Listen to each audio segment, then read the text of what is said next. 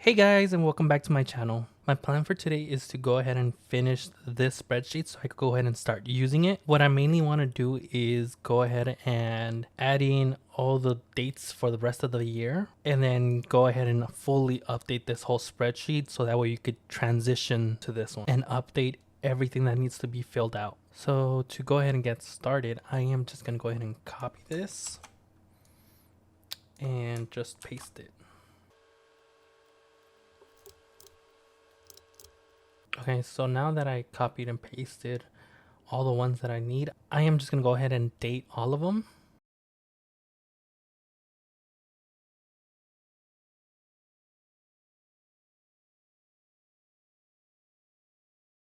All right, so now that we have that done, we're just going to go ahead and update this real quick. So we're just going to go on to add-ons and just copy what we pay for PayPal. So 54.44. Next discover is 278 with 22. Best Buy is 1,503 with 78 cents. Align, we did 250 with 58. And US Bank is 167 with 7 cents. And we should be good here. Now we're just going to copy the payments that I have made so far.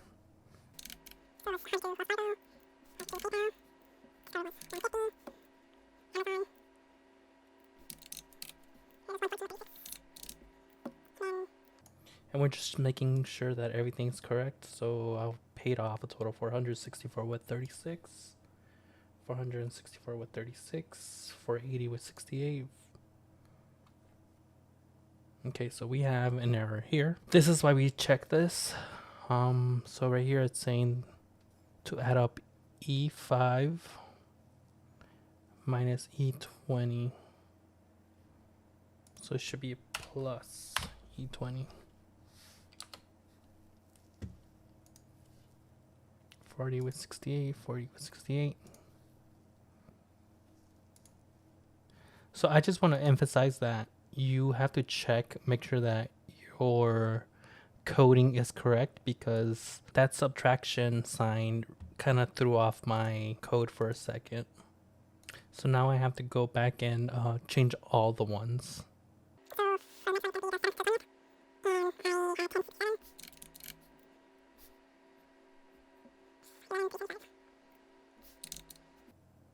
Okay, so now we're just going to go ahead and compare.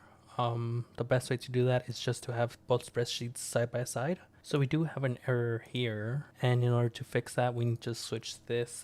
We switch it to addition, and that should give us our correct number. And this is only happening because it's adding these two to give you this. So it was double adding everything. Okay, so now we're able to compare our numbers. So for Wells Fargo, it's paid off.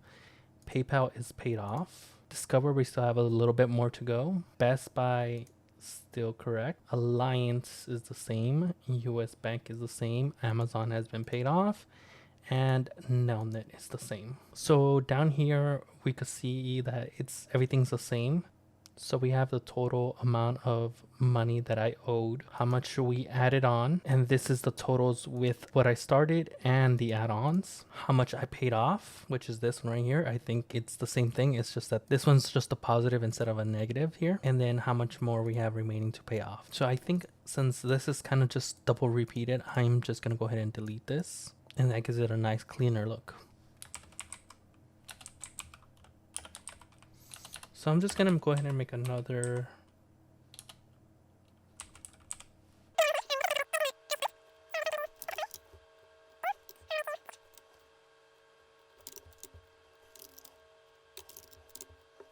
And this one's going to be total paid, which is just going to calculate everything that's on this line.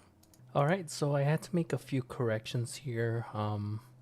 I was getting a problem where it was adding both the actual and potential pay, and it was doubling that. So in order to fix it, I went ahead and changed the formula. So the idea is that I only want to get the amount of my actual pay and not the potential. So in order to do that, we have to let Excel know what we're looking for. And how this code works is that it's going to add up whatever is in E5 and on, only if E4, which is here, and on is labeled actual pay. So I know that's kind of confusing, but the way it works is that it's gonna go ahead and search all of row 4 to see if it has actual pay.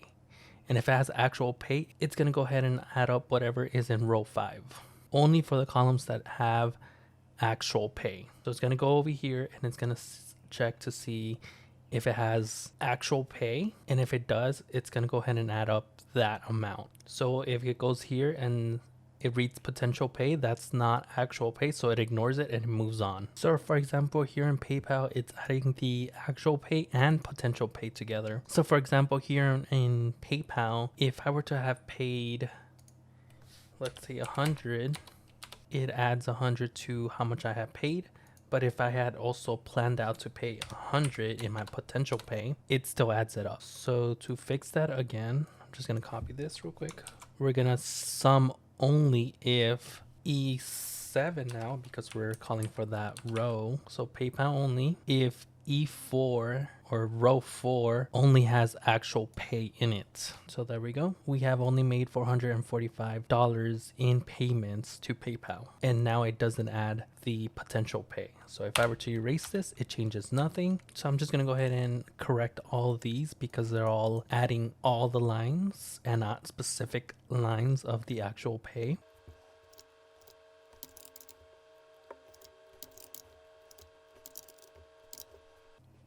Okay, so now this accurately represents how much I have spent on that specific bill. So for Wells Fargo's, I have spent 500, PayPal 445, Discover 1,400, Best Buy 250, and so on and so forth. All right, so I went ahead and made a few other changes. Essentially what I did is I created an if statement. And what that means is that it validates data. It validates data. So for example, right here, I'm saying that if the sum of D4, if the sum of D4 plus E4 is equal to 0, then it's gonna write out done. And if it's not equal to 0, then it's just gonna show the product of sum D4 plus E4. So right here is an example of when D6, so D6 plus E6 is not equal to 0, it's gonna go ahead and show the sum of D6 plus E6. And that's what we get. It's just so that when I pay off a card, I don't want it to just show up as zeros. I want it to let me know that I'm done paying with that card. So it just prompts me up that I'm done with that. I also created a conditional format, and what that says that in the ranges of F4 to F11, so all this right here, if that cell contains the word done, or the text done, it's gonna go ahead and change the cell text to have a green background. And the reason why I did that is just so that I could see it more clearly. Another thing I did is I froze the first 3 columns. It's just so that when I start scrolling, I could still have it on the side. And I made a column for total pay just so I could keep track on how much I'm paying for each individual account. And then I made a separate column for how much I have left to pay. And that's just because sometimes I do forget which cards I have paid off. Like this, I don't have to flip through sheets. I could just easily glance to my left and see what I still have left to pay and how much I have left to pay. So for example, let's say for my next pay, I have to pay Discover. I could just go ahead and write it in, and it's gonna go ahead and update everything. Same thing with Best Buy. and so on and so forth. But that is going to be it for this video. I hope you guys enjoyed this mini series. All I have left to do now is start using this spreadsheet. If you guys have any questions, just go ahead and leave them down below and I will try to answer them. If you liked the video, go ahead and hit the like button and subscribe. Until next time, guys, thank you.